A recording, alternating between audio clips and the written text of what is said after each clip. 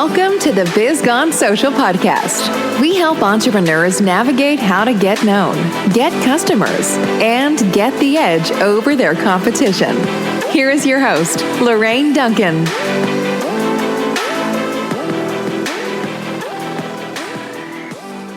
And I'm so stoked to have a very special guest today because not only is he an amazing business owner of the Plumbing Artisans, he is my husband too. So I get the best of both worlds. And I just want to welcome you, Bill. Well, it's amazing to be here. Thank you for having me, darling. So tell me a little bit about the Plumbing Artisans. How long have you been in business for? You know, all the little details. Little details. Well, the Plumbing Artisans is a full-service plumbing and heating company. We do residential, mainly, repair and service of plumbing systems and heating systems in the homes of our local residents. I've been in business since 1989, so it's been quite a while. We have built quite a reputation and have a pretty good-sized client base who always has need. So we keep on trucking right along. Very cool. Thank you. What would you say you enjoy the most about being in business for yourself? Well, setting my own schedule and problem solving. Problem solving is stimulating both mentally and physically as I walk into people's homes and they have an issue and I have to come up with a solution. Some solutions are easy, some solutions are more complex and take quite a bit of research to come to a conclusion and get their problem right. Speaking of figuring out solutions and solving problems, what would you say would be your biggest challenge when either working on a job or it could be in business itself, owning your own business itself? Biggest challenge? Well, biggest challenge for any business is always time management. Keeping yourself on track, making sure you're prepared to be successful in your day. It takes a lot of effort. The problems will come and go and they will change. The solutions will change, but the time management is the most important to get through your day and also the preparation for your day. When you have employees, your biggest responsibility in managing their day is to make sure they are going to be successful. And you have to put them in a position to be successful. So that takes planning and preparation. Wow. Yeah, procrastination, time management, all of those, I think everybody has. And so with that, I'm sure that in the beginning it was really hard, to just 8 hours, 12 hours, however long you're going to spend in a business. How would you say as a person that you overcame that particular challenge and maybe another business challenge? What is it that you do that helps you overcome a challenge? Well, at some point you have to realize that every day is a battle and you've got to walk in there prepared to do what you've got to do to get it done. No one's going to give you success. No one's going to make your life better but you.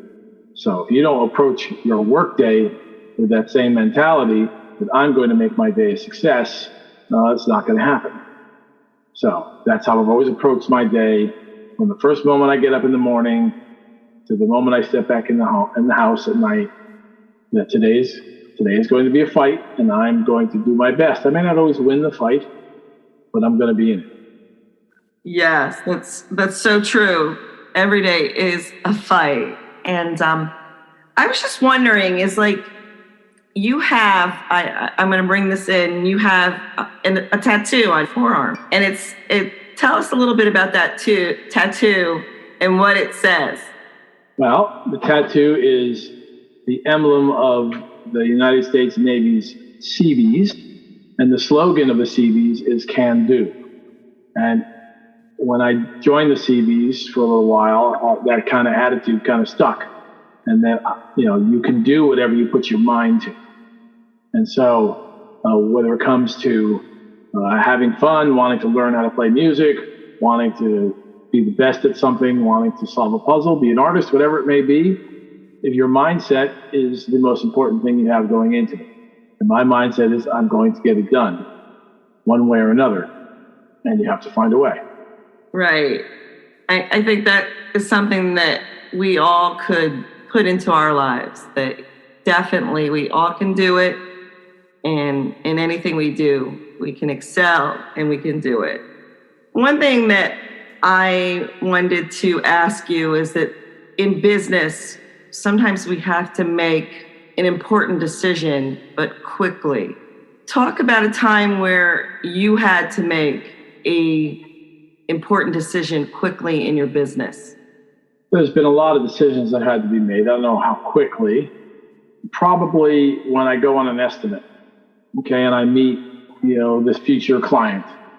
And as we're having a conversation, I usually tend to make a decision pretty quickly whether this is going to be a good fit or not, whether this person and I are going to get along in this job or whether there's going to be problems. And we all have to pick and choose. We may be in a position where we feel we can't pick and choose our clients, but that's probably the most important decision you're going to make of the job you're going to do today. Is this person going to be extremely difficult? Are they going to allow me to do my job the way I see it needs to be done? And if they're not, and if you feel in your gut this person is going to be a problem, then you just need to make a quick decision and move on. So that's probably the quickest decisions I have to make, and I usually make them pretty quickly. Most people are great, and I have wonderful clients. But, when you run into that bad client, you'll know what I mean. And if you haven't experienced it, you will, and you'll wish you never took the job. So making that decision will make or break your day. That's for sure. And you always, I've known you for a very long time. You always seem to be a very good judge of character too, and a judge of a client that you're going to be taking on. And that's probably mostly because you've been in business now for over 32 years. And so with being, a lot of people out there are in business for themselves, and they always think about the happy times, the good times in business. But being in business for 32 years, literally, I'm sure you have dealt, you've had an angry or upset customer. And I think the way you deal with an upset or angry customer would be very helpful to my audience, because you always seem to, this is not like someone that you're angry at. This is a customer that may be a little bit upset, pretty much maybe didn't really understand the scope of the job. How do you calm them down? How do you, get them into a better mindset? Well, communication is the key, making sure they understand. Sometimes you will speak to someone and maybe you're kind of speaking trade lingo and you think they understand, but they don't. So then you've got to go back and explain it to them. The biggest mix-ups usually come over money, whether they think something's included or not, or whether they understand your price. Other issues arise, especially when a homeowner is trying to be their own general contractor. It creates a lot of tension because they don't know how to manage a job properly, and they waste a lot of your time, which gets very frustrating. Your job is to keep that in check and not get into it with them. Try to be as patient as you can to explain it. But eventually, there are times they will back you to a wall and you will have to stand your ground. And then you have to choose how you're going to do that. Either, yes, I'm not going to do this unless you pay me what I've asked for. If not, you'll have to get someone else. And that's always a decision they can make. That's also a decision you can make. But I tend to be, my word is my bond. If I say I'm going to do something, I'm going to accomplish it for you to the best of my ability, whether relations are strained or not, which doesn't, like I said, doesn't happen a lot, but always being efficient on their job and making sure you do a good job is important. Yeah. I mean, I think you hit the nail right on the coffin, basically, is that you really need to educate your potential client, the person that you're going to be working with, so they know exactly what to expect. This way you set the expectations and they don't. I think that's really important too. And, it's interesting is that, you've been a plumbing contractor again for 32 years. How do you continue to learn in order to stay on the top of the things within your field? Technologies change constantly. You've got to adapt. Just look at just the phones, for instance. When I first went into business, we had pagers and payphones. Then we had two-way radios in the car, and then we had, cell phones that you can make a phone call on, flip phones, whatever. And now we have handheld computers, to which people are emailing me, texting me. I'm able to process credit card payments on there. I'm able to make my deposits right there. I'm able to locate materials right from the palm of my hand. So that's a huge growth of an industry in how it's being applied.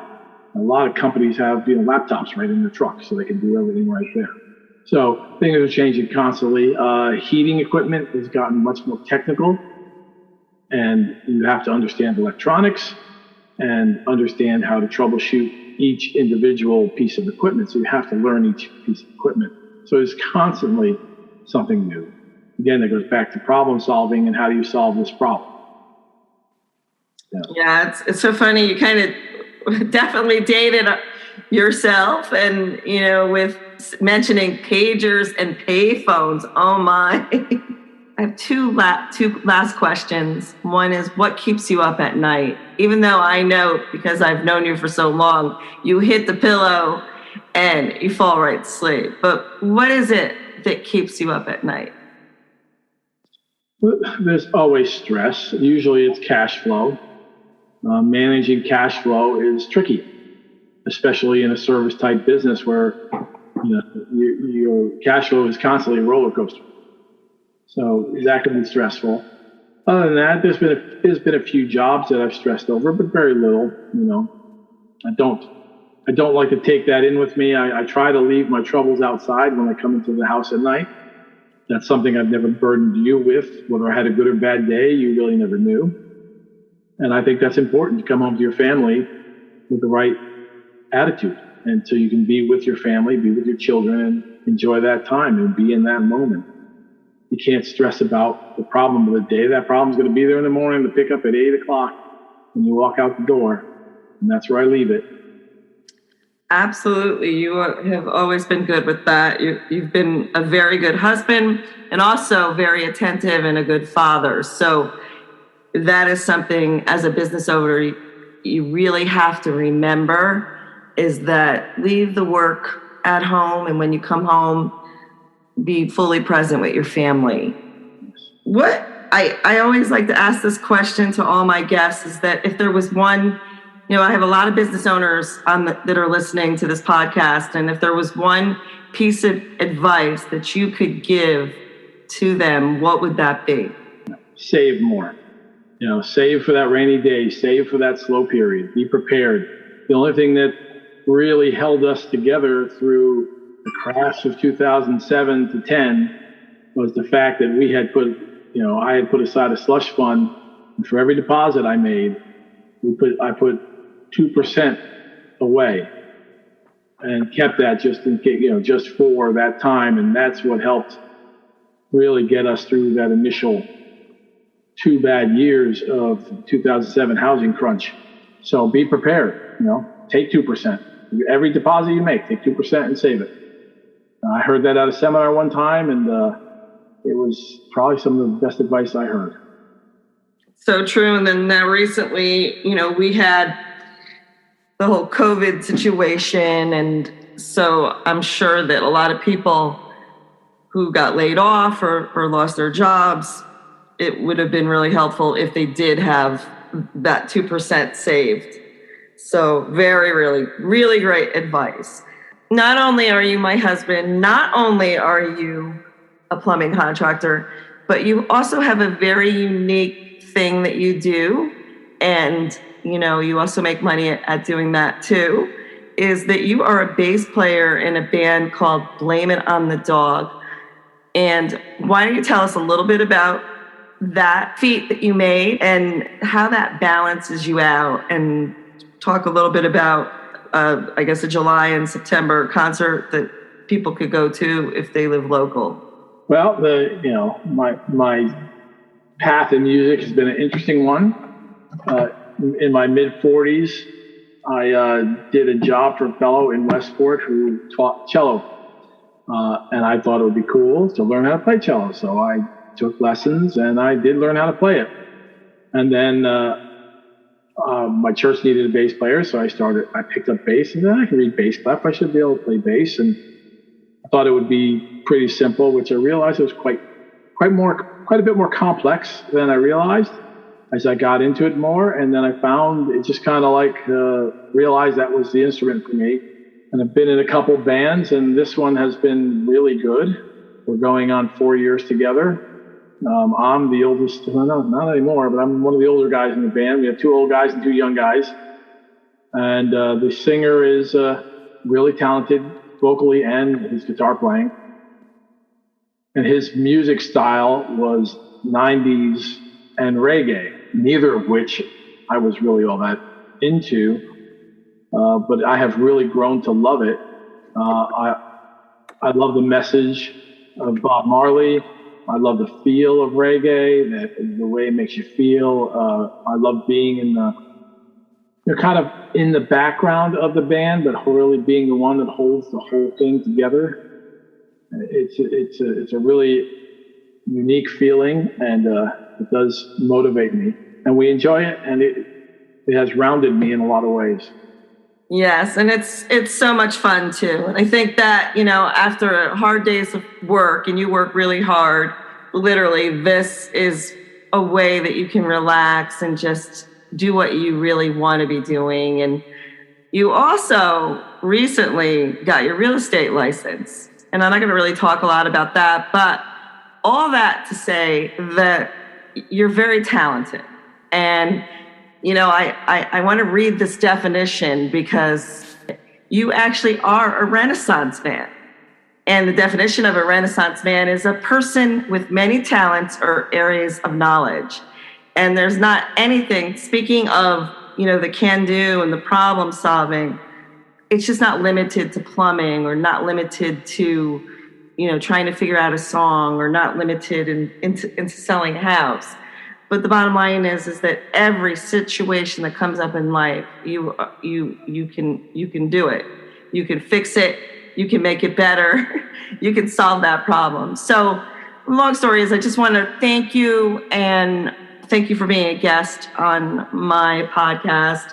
And literally, if you want to, I'll put Bill's information down in his website and his band's website. All right, well, thank you again. And if there's any questions you have about business or social media, you can contact me at lorraine@bizgonesocial.com.